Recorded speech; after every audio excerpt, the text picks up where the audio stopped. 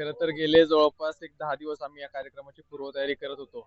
अनिताताई असतील, काका असतील आणि आमची सर्वच टीम खूप एक अपेक्षेने या कार्यक्रमाकडे बघत होतो आणि आमच्या अपेक्षेच्या पलीकडे हा कार्यक्रम गेला.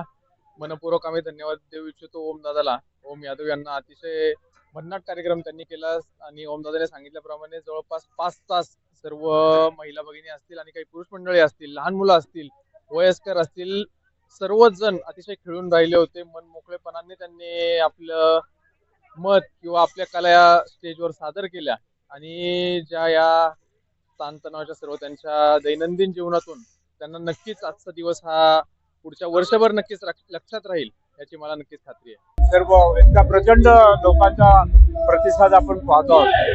खरं म्हणजे पुणे शहर हे शरद पवारांचं पुणे आहे आणि शरद पवारांच्या पक्षाचे हे दोन उमेदवार अनिताताई इंगळे आणि काका चव्हाण या भागातून उभे आहेत.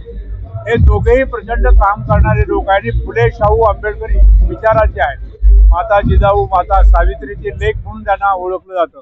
तर असे हे चांगले उमेदवार या पुणे शहरामध्ये अगदी पहिल्या नंबरने निवडून येतील असं मी या ठिकाणी त्यांना शुभेच्छा. आज या ठिकाणी प्रभाग क्रमांक 33 मध्ये राष्ट्रवादी काँग्रेस पार्टीच्या वतीने खेळ पैठणीचा हा जो सध्याच्या जमान्यामध्ये महिला भगिनींना अत्यंत आवडणारा हा जो कार्यक्रम घेतलेला आहे आणि हा इतक्या भव्य प्रमाणात घेतलाय.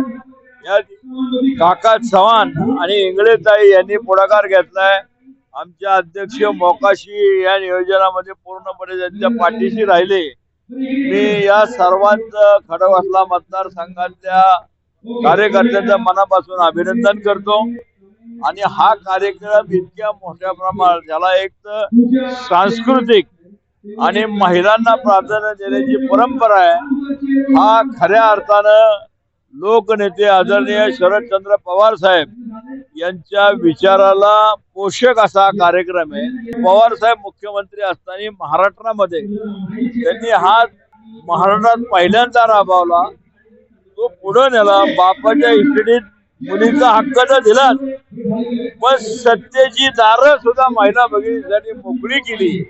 आणि हा केवळ उत्साही कार्यक्रम नाही, की याला वैचारिक बैठक आहे. नागरिकांनी सावध झालं पाहिजे. तुमच्या एका मताने आता सध्याच्या जमान्यात जशी प्रजा तसा राजा आहे, तर आता तुम्ही या दोन्ही राजांची तुलना करा, पवार साहेबांच्या कार्यपद्धतीची तुलना करा आणि तुतारीच्या चिन्हावर आणि आघाडीच्या मंडळीला निवडून द्या. एवढीच मी हात जोडून विनंती करतो.